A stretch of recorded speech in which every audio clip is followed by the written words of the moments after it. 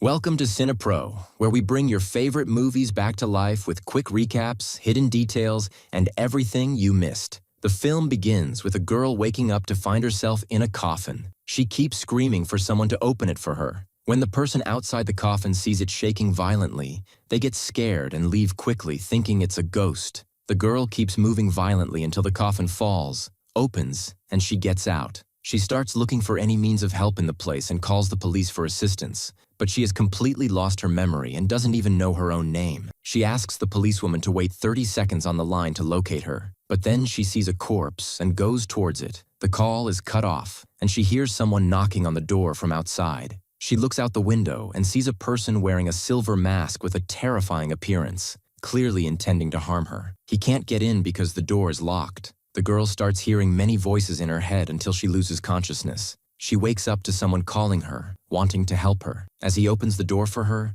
the masked man comes from behind and kills him. The girl runs to escape and reaches a main road, where a car passes by with a man named Tucker inside. Tucker helps her and asks where she's from and her name, but she can't remember anything about herself. All she knows is that she was in a place with dead people and asks him to take her to the police. But the place is very far, so he takes her to his house, where his wife Sandy is, who thinks the girl is on drugs and not right. Sandy's voice is loud, so the girl hears everything. After an argument between her and Tucker's daughter, Sandy decides to talk to the girl to understand anything, but gets nowhere and asks her to take a shower, offering her some clothes. Meanwhile, we see the masked man injecting himself in the face and checking the cameras he carries. While the girl is in the bathroom, she screams from the wound on her head, so Sandy helps her. Afterwards, they go to sleep, but the girl stays awake. She makes a noise with her leg, and Tucker hears her and sits with her, trying to help her remember something, but nothing important comes up. When Tucker returns to the room where Sandy is, the door won't open, so he breaks it down and is shocked to see the masked man holding Sandy, putting her in the window with a knife to her neck,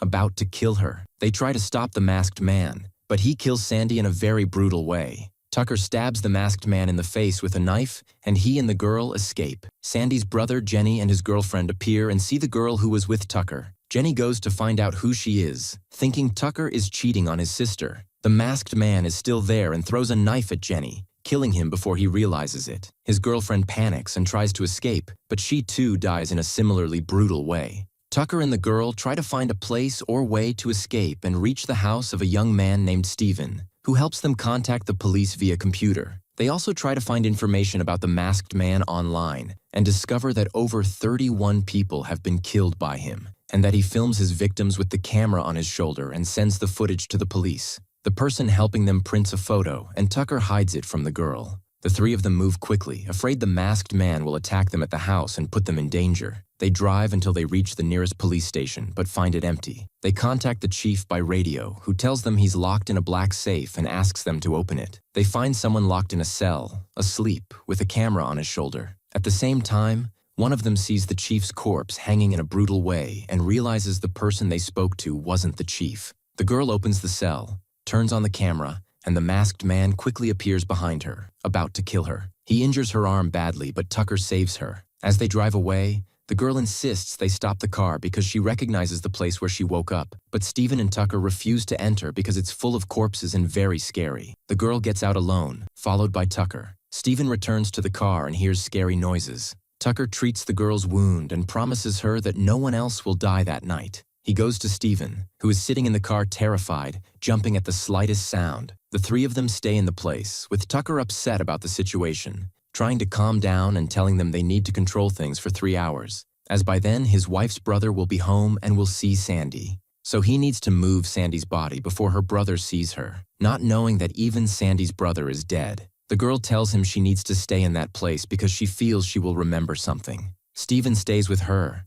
and Tucker leaves. The girl then opens the door and prepares weapons to attack the masked man. Steven is scared and objects to what she's doing, but she insists. Tucker returns home and starts smashing things out of grief for Sandy. Steven and the girl see the masked man while hiding. Suddenly, the girl goes out to the place where the masked man is hiding, and Steven tries to stop her but fails and follows her. She hides behind coffins containing the bodies of murdered girls, but one of them wakes up and startles her, revealing her location. The girl tries to save her, but fails, and the masked man kills the other girl. She gets trapped in the place, not knowing how to escape, and keeps screaming while Steven hears her but can't do anything. We see the masked man playing a tape labeled Miami, the girl who lost her memory, and he's been filming her since he kidnapped her. This time, he puts her in a coffin and locks her in. Tucker attacks him, beating him with a gun, knocking him down, and goes to rescue Miami, opening coffins until he finds hers. He opens it and finds Steven's car keys and takes them to escape. They also find a phone, but can't use it because it's locked with a password. Steven checks the car trunk, hoping to find something, but is shocked to find his mother's body. Tucker comes down to move her with him. At that moment,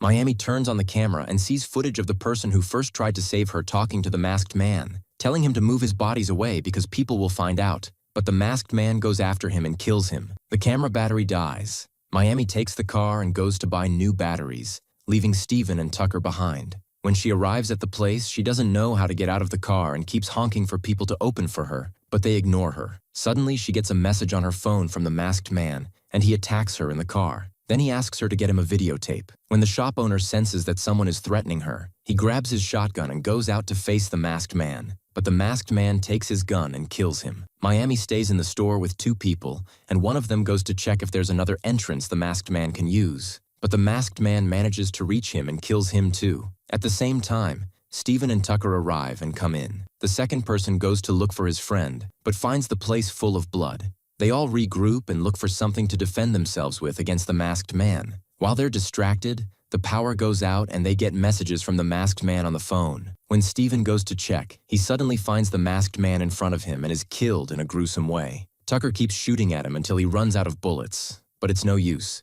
When Tucker attacks the masked man, he kills him too. Miami tries to escape by hiding inside the refrigerator, and he locks her in after putting in the recording that has everything about her, that she's not a good girl and has relationships for money, and that he was the one who brought her to have a relationship with him. But he hit her on the head when she wasn't paying attention, causing her to lose her memory. When she sees the video, she is shocked by herself and tells him she gives up and wants him to finish her off. He attacks her, and his mask falls off. He tries to stick it back on, but he uses another substance that causes his whole face to melt. He tries to remove his face until he pulls off all his skin and dies. Miami finds the paper in Tucker's pocket that has her information, then gets in the car and leaves with the last remaining person. That's the end of today's summary. If you enjoyed the video, don't forget to subscribe to the channel and hit the notification bell to get more new videos. See you next time.